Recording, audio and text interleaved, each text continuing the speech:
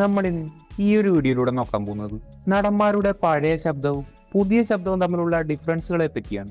നിങ്ങൾ ഇൻസ്റ്റയിൽ കണ്ടിട്ടുണ്ടാവും ലാലിന്റെ പല ട്രോളുകൾ. പലരും പറയുന്നത് ആദ്യകാലങ്ങളിൽ ലാലിന് മറ്റൊരു സൗണ്ട് ആയിരുന്നു, പിന്നീടാണ് ബാസ് സിസ്റ്റം അപ്ലൈ ചെയ്തതെന്ന്. യഥാർത്ഥത്തിൽ രണ്ട് കാരണങ്ങൾ കൊണ്ടാണ് ചില ആളുകൾക്ക് ഇങ്ങനെയുള്ളൊരു ഡിഫറൻസ് ഫീൽ ചെയ്യുന്നത്. ഒന്നാമത്തെ കാര്യം അത് ഏജ് തന്നെയാണ്. നമ്മുടെ എല്ലാവരുടെയും ശബ്ദം പ്രായത്തിനനുസരിച്ച് ചെറിയൊരു ഡിഫറൻസ് വരും. രണ്ടാമത്തെ കാര്യം പണ്ടുള്ള സിനിമകളുടെ സൗണ്ട് ക്വാളിറ്റി അല്ല ഇന്നത്തെ ലേറ്റസ്റ്റ് സിനിമകളിലുള്ളത്. റെക്കോർഡിങ്ങിലായാലും മിക്സിങ്ങിലായാലും ഇന്ന് ഹൈ ക്വാളിറ്റി സംഭവങ്ങളുണ്ട്. അപ്പോൾ നിങ്ങൾ അന്നും ഇന്നും ഒരുപോലെയുള്ള ശബ്ദങ്ങൾ ഉറപ്പായി നടക്കാൻ ചെയ്യുക. ലിസ്റ്റിലായിട്ടത് ഹരിശ്രീ അശോകനാണ്. അപ്പോൾ നമുക്ക് ഹരിശ്രീ അശോകന്റെ പഴയ ശബ്ദം നോക്കാം. ഞാൻ ചപ്പാത്തി കഴിക്കാറില്ല, ചോറാണ് തിന്നണത്. അതുകൊണ്ട് എനിക്ക് ഹിന്ദി അറിയാനും പാടില്ല. ഞാനൊരു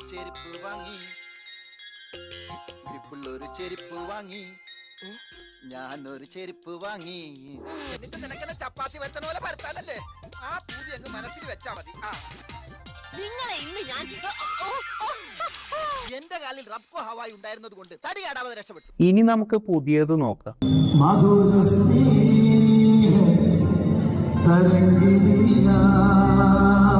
മീശമാധവനില് ഒരു സംഭവം ഉണ്ടായത്, രാവിലെ പോയിട്ട് എടുക്കുന്ന ഒരു സീൻ അവൻ ഓർമ്മകളായ വിറക്കുക. ചെറിയൊരു ഡിഫറൻസ് ഉണ്ട്, ജസ്റ്റ് നോർമൽ ഏജിങ്ങിന്റെ ഡിഫറൻസ് മാത്രമേ ഉള്ളൂ. പിന്നെ മറ്റൊരു കാര്യം എന്തെന്നാൽ ഇവർ കോമഡി പറയുന്ന ടോണും നോർമലി സംസാരിക്കുന്ന ടോണും തമ്മിൽ പണ്ടും ഡിഫറൻസ് ഉണ്ടാവും. നമ്മൾ ഹരിശ്രീ അശോകനടക്കം പണ്ടത്തെ കോമഡി നടന്മാരെ നോക്കിയാൽ അവർ നിലവിൽ സീരിയസ് റോളുകളാണ് ചെയ്യുന്നത്. അത് കാലത്തിനനുസരിച്ച് ഇന്നത്തെ സിനിമയിൽ വന്ന മാറ്റമാണ്. അടുത്തത് നമ്മുടെ ദിലീപാണ്. നമുക്ക് ദിലീപിന്റെ പഴയ ശബ്ദങ്ങൾ നോക്കാം. എന്തത്? അച്ചാറ് കമ്പനിയാ. 5-6 കമ്പനിയാ? എന്നിട്ട് ഒരെണ്ണല്ലോ? 5-6 അച്ചാറ് കമ്പനി. ഇനി നമുക്ക് പുതിയത് നോക്കാം. എന്റെ പാട്ടെടുത്ത് വെച്ച് ഞാൻ ഇതുവരെ കേൾക്കാത്ത രീതിയിൽ ഒരു അലമുറ എന്റെ പാട്ടും പൊക്കി, എന്റെ പട്ടിയും പൊക്കി. വേറെ ഏജിന്റെ അനുസരിച്ചുള്ള ചെറിയൊരു ഡിഫറൻസ് ഉണ്ട്. പലരും പറയുന്നത് ദിലീപിന്റെ ലേറ്റസ്റ്റ് സിനിമകളിൽ കോമഡി പണ്ടത്തെ പോലെ ഏൽക്കാത്തതിന്റെ കാരണം ഈ ഒരു ഡിഫറൻസ് ആണെന്നാണ്. എന്നാൽ യഥാർത്ഥത്തിൽ അങ്ങനെയല്ല. മെയിനായി അത് സിനിമയുടെ കുഴപ്പമാണ്. ഇന്ന് കാലം മാറി, അതുകൊണ്ട് പഴയ ഫോർമാറ്റ് ചിലപ്പോൾ വർക്കാവില്ല. മാത്രവുമല്ല ചില സിനിമകളിൽ പുതിയ ദിലീപ് പഴയ ദിലീപിനെ റീക്രിയേറ്റ് ചെയ്യാൻ നോക്കുന്നുണ്ട്. അങ്ങനെ ട്രൈ ചെയ്യുമ്പോൾ അത് പഴയതിന്റെ അത്ര എത്തുന്നില്ല എന്നുള്ളതാണ് ആളുകളുടെ മെയിൻ പ്രശ്നം. നമ്മൾ നോക്കിക്കഴിഞ്ഞാൽ ഇന്ന് ടൈം ചേഞ്ച് ആയി. മാത്രവുമല്ല ദിലീപിന്റെ ഒപ്പം കട്ടയ്ക്ക് നിന്നിരുന്ന പല കോമഡി ആക്ടേഴ്സും ഇന്നില്ല. അങ്ങനെ ഇരിക്കുമ്പോൾ പഴയ ട്രാക്ക് ട്രൈ ചെയ്താൽ ആളുകൾക്ക് പല കുറവുകൾ ഫീൽ ചെയ്യും. മറിച്ച് ഇന്നത്തെ ദിലീപായി തന്നെ ഇപ്പോഴത്തെ മാറ്റത്തിനനുസരിച്ചുള്ള കോമഡി സിനിമകൾ ചെയ്താൽ അതെന്തായാലും ഹിറ്റാവും. നമുക്ക് ഉടൻ തന്നെ ദിലീപിന്റെ ഒരു മികച്ച കംബാക്ക് പ്രതീക്ഷിക്കാം. അടുത്തത് സുരേഷ് ഗോപിയാണ്. നമുക്കാദ്യം പഴയ സിനിമകൾ നോക്കാം. എവനെയും കെട്ടിയെടുത്തോണ്ട് ചാക്കോച്ചി തന്റെ ഈ ആണ്ടിപ്പെട്ടി വരെ വന്നതേ തന്നോട് 4 വർത്താനം കൂടെ പറഞ്ഞിട്ടേ തിരിച്ചു പോണുള്ളൂ ചാക്കോച്ചി. കുഞ്ഞുനാളിൽ ഈ ചാക്കോച്ചിയുടെ കണ്ണ് നിറഞ്ഞൊഴുകിയിട്ടുണ്ട് ദേവരെ. ആനക്കാട്ടിൽ ചാക്കോച്ചി നമ്മൾ തമ്മിലുള്ള കണക്കുകൾ വായിച്ചു തുടങ്ങിയിട്ടേ ഉള്ളൂ ചാക്കോച്ചി. ഒരു കോടതിയിലും വരാൻ പോണില്ല ഈ ചാക്കോച്ചി. അവന്റെയൊക്കെ വിധി എഴുതുന്നതും ചാക്കോച്ചി നേരിട്ടായിരിക്കും. അന്ന് തിരിച്ചു വരും ചാക്കോച്ചി. അല്ലെങ്കിൽ ചാക്കോച്ചി പട്ടിണിയാണോ? പിന്നെ പരസ്യമായിട്ട് അങ്ങ് പറിച്ച് കീറും ചാക്കോച്ചി. പറിച്ചു കീറി കാർക്കിച്ച് തുപ്പും ചാക്കോച്ചി. അറിയാൻ മേല ചാക്കോച്ചിക്ക്. ആനക്കാട്ടിൽ ഈ പച്ചന്റെ മനസ്സ് തന്നെയാ ചാക്കോച്ചിക്കും. വലിയ പച്ചന്റെ മനസ്സ് തന്നെയായി ചാക്കോച്ചിക്കും. പിടിച്ചെടുക്കണം ചാക്കോച്ചിക്ക്. എല്ലാം വെച്ചൊഴിയും ചാക്കോച്ചി. ഇനി നമുക്ക് പുതിയത് നോക്കാം. അതിനത് ചാക്കോയുടെ കത്തിയേ അല്ല. I'm going to talk in Malayalam, sir. Yes, sir. Because I did the honors yesterday there in the other. ഇത് ചാക്കോയുടെ കത്തിയാണെന്ന് പറയാൻ ആ കത്തി ഇതിനു മുമ്പ് കണ്ടിട്ടുണ്ടോ മാഡം? ചെറിയൊരു ഡിഫറൻസ് ഉണ്ട്. മറ്റൊരു കാര്യം എന്തെന്നാൽ സുരേഷ് ഗോപിയുടെ പഴയ സിനിമകൾ പോലെ അങ്ങനെയുള്ള ഹൈ വോൾട്ടേജ് ഡയലോഗുള്ള സിനിമകൾ അടുത്ത കാലത്ത് അങ്ങനെ ഇറങ്ങിയിട്ടില്ല. അങ്ങനെയുള്ള ഡയലോഗ്സ് കിട്ടിയാൽ രണ്ടും തമ്മിൽ വലിയൊരു ഡിഫറൻസ് ഉണ്ടാവില്ല. അടുത്തത് നമ്മുടെ വിജയണ്ണനാണ്. നമുക്ക് പഴയ സിനിമകൾ നോക്കാം. என்னை பார்த்து தமிழ்நாட்டுல இந்த கேள்வியை கேட்கிற ஆள் நீ தாண்டா. உனக்கு தனியா ஏரியா அந்த ஏரியா அந்த இடம் இந்த இடம் எங்கேயுமே எனக்கு வாழ்க்கை ஒரு வட்டம்டா. இங்க ஜெயிக்கிறவன் தோப்பான், தோக்குறவன் ஜெயிப்பான். அதை நீ இன்னும் புரிஞ்சுக்கல. வாழ்க்கைங்கிறது ஜெயிக்கிறதுக்கோ தோக்குறதுக்கோலாம் இல்ல, வாழ்றதுக்கு. ചെറിയൊരു ഡിഫറൻസ് ഉണ്ട്. മെയിൻ ഡിഫറൻസ് പഴയ സിനിമകളുടെയും പുതിയ സിനിമകളുടെയും തമ്മിലുള്ള ഡബിംഗ് ക്വാളിറ്റിയിലെ വ്യത്യാസമാണ്. അടുത്തത് നമ്മുടെ സൂര്യണ്ണനാണ്. നമുക്ക് ആദ്യം പഴയ ശബ്ദം നോക്കാം. மெட்ராஸ்ல இருந்து 10 நிமிஷத்துல 400 கிலோமீட்டர் எப்படி தாண்டி வந்து முழிக்கிறியா? மவுண்ட் ரோட்ல இருந்து மெட்ராஸ் ஏர்போர்ட்டுக்கு 3 நிமிஷம். அருவா எப்படி பிடிக்கணும்னு தெரியுமாடா? 5 விரல புடிச்சா நழுவுதான்டா செய்யும். நல்லெண்ணெய் ஊத்துனா நல்லா எரியும், மண்ணெண்ணெய் ஊத்துனா மசன்னு எரியும், தேங்காய் எண்ணெய் ஊத்துனா தெளிவா எரியும், ஆசிட் ஊத்துனா அப்பவே எரியும். ഇനി നമുക്ക് പുതിയത് നോക്കാം. எந்த ஒரு மிகப்பெரிய விஷயமா இருந்தாலும் அதோட ஆணிவேர்ல இருந்து ஆரம்பிக்கிறது தான் അഴക്. ഇതും മെയിനായി ഡബിങ്ങിലെ ഡിഫറൻസ് ആണ്. അടുത്തത് നമ്മുടെ ലാലാണ്. നിലവിൽ ലാലിന്റെ ശബ്ദം ഇൻസ്റ്റയിൽ മൊത്തം വൈറലാണ്. ഇൻസ്റ്റയിൽ നമുക്ക് ഒരു ഫേക്കായ ഈ ഒരു വോയിസ് കേൾക്കാം.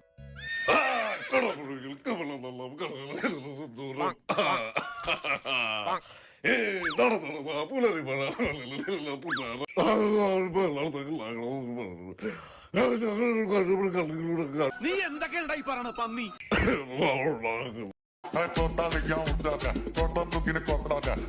നമുക്ക് ആദ്യം ലാലിന്റെ യഥാർത്ഥ പഴയ ശബ്ദം നോക്കാം. അവളെപ്പോലെ എന്തെങ്കിലും കുറവുള്ള ഒരാളാണ് വരുന്നതെങ്കിൽ അവർ പരസ്പരം ഭാരാവില്ല. ഇനി നമുക്ക് പുതിയത് നോക്കാം.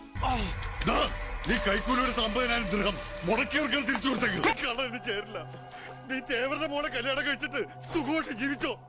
തന്റെ അനന്തരവൻ എത്ര കാലമായിട്ട് തന്റെ കൂടെ ഉണ്ട്? വലിയൊരു ഡിഫറൻസ് ഉണ്ട്. ഇത് മെയിനായി നോർമൽ ഏജിങ്ങിന്റെയും ഡബിങ്ങിന്റെയും ഡിഫറൻസ് ആണ്.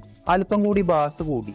എന്ത് തന്നെ ആയാലും അന്നും ഇന്നും മികച്ചൊരു ശബ്ദമാണ് നമ്മുടെ ലാലിനുള്ളത്. അടുത്തത് ലാലേട്ടനാണ്. നമുക്കാദ്യം പഴയ ശബ്ദം നോക്കാം. സെമിത്തേരിയിൽ നിങ്ങളുടെ കുഴി മണ്ണിടാൻ ഈ 18-ാം പട്ടയുടെ ചോട്ടിന്നാകട്ടെ മകന്റെ ഒരു പിടി മണ്ണ്. എങ്ങനെയെങ്കിലും രക്ഷപ്പെട്ടേ പറ്റുമേ. എന്നാലും ജീവിതം എനിക്ക് കൈവിട്ടു പോകുന്നു. എന്ത് ചെയ്താലും അവസാനിക്കുന്ന വലിയ തെറ്റില്ല. എന്റെ ഭീഷണി എന്ന് പറഞ്ഞ ചില ഊച്ചാളി രാഷ്ട്രീയക്കാരെ കൂട്ട് സ്ഥലം മാറ്റിക്കളയൊന്നാവില്ല. ഇനി നമുക്ക് പുതിയത് നോക്കാം. എല്ലാവർക്കും എന്ന പോലെ എനിക്കും എന്റെ കുടുംബം വലുതാണ്. അത് തകരാതിരിക്കാൻ ഞാൻ എന്തും ചെയ്യും. നോക്ക് മക്കളെ, ബൈക്കിൽ വന്നിങ്ങനെ വഴി മുടക്കി മുട കാണിക്കുന്നവരോട് നാളെ തുടങ്ങുകയല്ലേ നെയ്യാറ്റിൻകര ഗോപന്റെ ആറാട്ട്. നോർമൽ ഏജിങ്ങിന്റെയും ഡബിങ്ങിന്റെയും ഡിഫറൻസ് ആണ്. അടുത്തത് നമ്മുടെ മമ്മൂക്കിയാണ്. നമുക്കാദ്യം മമ്മൂക്കിയുടെ പഴയ ശബ്ദം നോക്കാം. ഒറ്റിക്കൊടുത്താൽ കിട്ടുന്ന നക്കാപ്പിച്ച കാശിനായിരുന്നെങ്കിൽ ഞാനത് പിച്ചയായിട്ട് തരുമായിരുന്നല്ലോ. 10 വർഷമായും കൂടെ എന്തിരിക്കാം. நம்ம ஹாஸ்பிட்டலில் திரும்பி வரல. இந்த சூரிய இருக்க மாட்டான். IAS അക്കാദമി വർഷാവർഷം മടവച്ച് വിരിച്ചെടുക്കുന്ന നിന്നെ പോലുള്ള സ്നോബുകൾക്ക് ഈ ആത്മാവ് തൊട്ടറിയാനുള്ള സെൻസ് ഉണ്ടാവണം, സെൻസിബിലിറ്റി ഉണ്ടാവണം, സെൻസിറ്റിവിറ്റി ഉണ്ടാവണം. ഗംഗയിൽ നിമഞ്ജനം ചെയ്യേണ്ടിരുന്ന ചിതാഭസ്മത്തിന്റെ പരിശുദ്ധി നിനക്കറിയില്ല. ആരുടെ മുന്നിൽ അടഞ്ഞിട്ടില്ലാത്ത ഈ വീടിന്റെ വാതിൽ അന്ന് എന്റെ മുന്നിൽ അടഞ്ഞു. ഇവിടുന്ന് പോയാൽ ഞാൻ തിരിച്ചു വരും. കണക്കുകൾ ഒരുപാട് തീർക്കാനുണ്ട്. ഞാനെല്ലാം മറന്നു എന്ന് നീ കരുതി അല്ലടാ തെണ്ടി കഴിവറണ മോനെ. I'll be your lecturer in political. ഇനി നമുക്ക് പുതിയത് നോക്കാം. ചേട്ടനെ തീർത്തവരെ തീർത്ത് ഞാൻ ജയിലിൽ പോകുമ്പോ അലീക്കായിരുന്നു എന്റെ കൂടെ ഉണ്ടായിരുന്നു. നോർമലി ഏജിങ്ങിന്റേതായ ചെറിയൊരു ഡിഫറൻസേ ഉള്ളൂ. നമ്മൾ നോക്കേണ്ട കാര്യം മമ്മൂക്കിക്ക് 74 വയസ്സ് പ്രായമാണ്. മമ്മൂക്കി ആയാലും ലാലേട്ടനായാലും വലിയ വ്യത്യാസങ്ങളില്ലാതെ പവർഫുൾ ആയ ശബ്ദമാണ് അവർക്ക് ഇപ്പോഴും ഉള്ളത്. പ്രിയപ്പെട്ട രേഖയ്ക്ക് സ്നേഹപൂർവ്വം മമ്മൂട്ടി ചേട്ടൻ. അടുത്തത് നമ്മുടെ രജനീകാന്ത്. നമുക്കാദ്യം പഴയ ശബ്ദം നോക്കാം. கெட்டுப்போனவ வாழலாம், ஆனா நல்லா வாழ்ந்தவன் கெட்டு போக கூடாது. கொஞ்சம் அங்கே பாரு கண்ணா. உன் கூட வாழ்றதை விட தேவா கூட சாகிறது மேல். யாருக்கு நல்ல தகப்பன் தாய், நல்ல மனைவி, நல்ல குழந்தைகள், நல்ல நண்பர்கள் இருக்காங்களோ அவன் தான் உண்மையான பணக்காரன். நான் ஒரு தடவை சொன்னா 100 தடவை சொன்ன மாதிரி. உங்ககிட்ட பயந்த மாதிரி டாக்டர் கிட்ட பேஷண்ட் மாதிரி வழிய ரோடு மாதிரி இனிமே எனக்கு 3 முகம் இல்லை. இந்த ஆட்டோ போதுமா குழந்தை? நான் வீழ்வேன் என்று நினைத்தாயோ? വലിയൊരു ഡിഫറൻസ് ഇല്ല.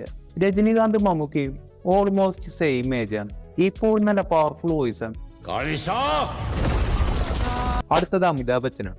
ഇന്ത്യയിലെ തന്നെ ലിജൻഡറി ആയിട്ടുള്ള ഒരു വോയിസ് ആണ് അമിതാഭ് ബച്ചൻ്റെത്. വളരെ ഡീപ്പ് വോയിസ് ആണ്. നമുക്ക് ആദ്യം പഴയ വോയിസ് നോക്കാം. विजय दीनानाथ जॉन पूरा नाम. ये दुनिया बहुत बिगड़ी हुई है गायतुंडे साहब. हम भी वो हैं जो कभी किसी के पीछे नहीं खड़े होते. जहाँ खड़े हो जाते हैं लाइन वहीं से शुरू होती. ഇപ്പോൾ അമിതാഭ് ബച്ചന് 82 വയസ്സായി. നോർമലി പ്രായമായാൽ വോക്കൽ കോഡ് വീക്കായി ഡീപ്നെസ് കുറയാൻ ചാൻസ് ഉണ്ട്. പക്ഷെ അമിതാഭ് ബച്ചന്റെ വോയിസ് ഇന്നും പവർഫുൾ ആണ്. इस इमारत की नींव इतनी मजबूत है. Ashwin, for giving me a part in your film, I can now proudly say, मुझे मारने आए हो तो मार दो कृष्ण. क्या कभी प्रायश्चित होगा मेरा?